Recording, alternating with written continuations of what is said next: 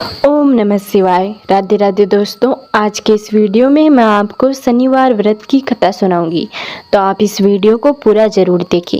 इस कथा को आधा अधूरा छोड़कर शनिदेव का अपमान ना करें।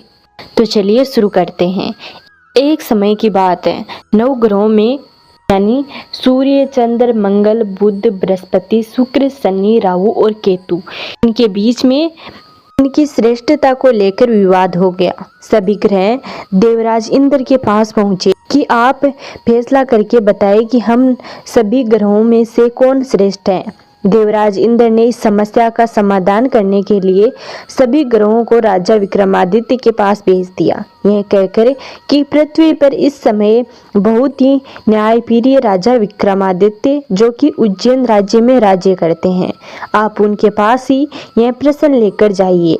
सभी ग्रह राजा विक्रमादित्य के पास पहुंचे कि यह बताइए कि हम सभी ग्रहों में से कौन श्रेष्ठ है। ग्रहों के इस प्रश्न को सुनकर राजा विक्रमादित्य सोच में पड़ गए, क्योंकि किसी को भी छोटा बताया तो वह नाराज हो जाएंगे। राजा ने प्रश्न का उत्तर देने के लिए एक युक्ति निकाली। राजा विक्रमादित्य ने 9 धातुओं के 9 अलग अलग सिंहासन बनाए, सभी ग्रहों को इन पर बैठने के लिए कहा और साथ ही यह भी बताया कि जो अंत में बैठेगा वह छोटा होगा।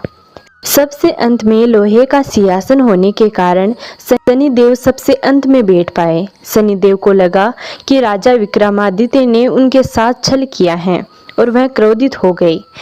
राजा विक्रमादित्य की 7:30 आई तो एक दिन शनिदेव घोड़े के व्यापारी बनकर विक्रमादित्य के पास आए। राजा विक्रमादित्य ने एक घोड़ा पसंद किया और उस पर सवार हो गए। यहीं पर विक्रमादित्य शनिदेव के फेर में फंस गए। घोड़ा राजा विक्रमादित्य को घने जंगल में ले जाकर गायब हो गया। राजा विक्रमादित्य भटकते हुए एक नगर में पहुंचे। वहां एक सेठ की दुकान पर राजा ने जल पिया और विश्राम करने लगे। संयोगवश उस दिन सेठ की अच्छी कमाई हुई। सेठ को लगा कि यह व्यक्ति उसके लिए भाग्यशाली है और उस पर दया करके अपने साथ घर ले आया। जब सेठानी भोजन लगा रही थी, तब अचानक राजा ने देखा कि सामने की दीवार पर खूंटी में हार लटक रहा है, जिसे दीवार निगलता जा रहा है। सेठ को लगा कि खूंटी पर लटकता हार इसी अपरिचित ने चुराया है, तो उससे हार के बारे में पूछने लगा। राजा विक्रमादित्य ने अपनी असली परिचय छुपा लिया और खुद को वीमा नाम का उज्जैन निवासी बताया था। इसीलिए सेठ को जब वीमा ने बताया कि हार दीवार निकल गया है तो उसे यकीन नहीं हुआ और उसने राजा से हार चोरी की शिकायत कर दी। राजा ने विक्रमादित्य से हार के बारे में जानना चाहा तो उसने बताया कि उसके देखते ही देखते खूंटी ने हार को निगल लिया था। इस बात पर राजा क्रोधित हो गए और उन्होंने चोरी करने के अपराध में विक्रमादित्य के हाथ पैर काटने का आदेश दे दिया। राजा विक्रमादित्य के हाथ पैर काटकर उनको नगर की सड़क पर छोड़ दिया गया। कुछ दिन बाद एक तेली उसे उठाकर अपने घर ले गया और उसे अपने कोल्हू पर बैठा दिया। राजा आवाज देकर बैलों को हाँकता रहता। इस तरह तेली का बैल चलता रहा और राजा को भोजन मिलता रहा। शनि के प्रकोप की 7:30 पूरे होने पर वर्षा ऋतु प्रारंभ हुई। राजा विक्रमादित्य एक रात मेघ मल्हार गा रहे थे कि तभी नगर के राजा की लड़की राजकुमारी मोहिनी रथ पर सवार उस तेली के घर के पास से गुजर रही थी। उसने मेघ मल्हार राग सुना तो वह मोहित हो गई। राजकुमारी ने दासी को भेजकर गाने वाले को बुला लाने के लिए कहा।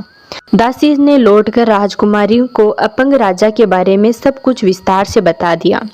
राजकुमारी अपाहिज राजा से इस तरह प्रभावित हुई कि उसने मन ही मन यह निश्चय कर लिया कि वह अपाहिज राजा से ही विवाह करेगी। राजकुमारी ने अपने माता पिता से जब यह बात बताई तो वे सभी यह जानकर हैरान रह गए। रानी ने मोहिनी को समझाया कि बेटी, तुम्हारे भाग्य में तो किसी राजा की रानी होना लिखा है, ऐसे में तुम उस अपाहिज से विवाह करके अपने पांव पर कुल्हाड़ी क्यों मार रही हो। किंतु राजकुमारी तो मन ही मन ठान चुकी थी, अपनी जिद नहीं छोड़ी। अपनी जिद पूरी कराने के लिए राजकुमारी ने भोजन करना छोड़ दिया और प्राण त्याग देने का निश्चय कर लिया। आखिर राजा रानी को विवश होकर अपंग विक्रमादित्य से राजकुमारी का विवाह कराना पड़ा। विवाह के बाद राजा विक्रमादित्य और राजकुमारी तेली के घर में रहने लगे। उसी रात स्वप्न में शनिदेव ने राजा से कहा, राजा तुमने मेरा प्रकोप देख लिया, मैंने तुम्हें अपने अपमान का दंड दिया है। राजा ने शनिदेव से क्षमा करने को कहा और प्रार्थना की कि हे शनिदेव, आपने जितना दुख मुझे दिया है अन्य किसी को न देना।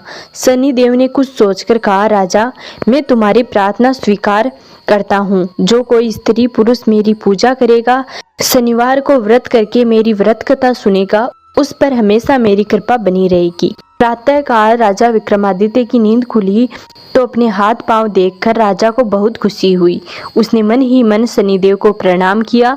राजकुमारी भी राजा के हाथ पैर सही सलामत देखकर आश्चर्य में डूब गई। तब राजा विक्रमादित्य ने अपना परिचय देते हुए शनिदेव के प्रकोप की सारी कहानी सुनाई। सेठ को जब इस बात का पता चला तो दौड़ता हुआ तेली के घर पहुंचा और राजा के चरणों में गिरकर क्षमा मांगने लगा। राजा ने उसे क्षमा कर दिया क्योंकि यह सब तो शनिदेव के प्रकोप के कारण हुआ था। सेठ राजा को अपने घर ले गया और उसे भोजन कराया। भोजन करते समय वहाँ एक आश्चर्यजनक घटना घटी। सबके देखते देखते उस खूंटी ने हार उगल दिया। सेठ ने अपनी बेटी का विवाह भी राजा के साथ कर दिया और बहुत सारा धन देकर राजा को विदा किया। राजा विक्रमादित्य राजकुमारी मोहिनी और सेठ की बेटी के साथ उज्जैन पहुंचे तो नगरवासियों ने हर्ष उल्लास के साथ नगर की सीमा पर ही उनका स्वागत किया। अगले दिन राजा विक्रमादित्य ने पूरे राज्य में घोषणा करवाई कि शनिदेव सभी ग्रहों में श्रेष्ठ हैं। सभी नगरवासी शनिदेव का व्रत करें और शनिवार को शनिदेव की पूजा करें एवं शनि व्रत की कथा सुने। विक्रमादित्य की घोषणा से शनिदेव बहुत प्रसन्न हुए। शनिवार का व्रत करने और व्रत कथा सुनने के कारण सभी लोगों की मनोकामनाएं पूरी होने लगी। तो ये थी शनिदेव की व्रत कथा। उम्मीद करते हैं आपको ज़रूर पसंद आई होगी। यदि आपने अभी तक हमारे चैनल को सब्सक्राइब नहीं किया है तो चैनल को ज़रूर सब्सक्राइब कर लें ताकि आने वाली वीडियो का नोटिफिकेशन आपको सबसे पहले प्राप्त हो। मिलते हैं अगले वीडियो में, तब तक नमस्कार।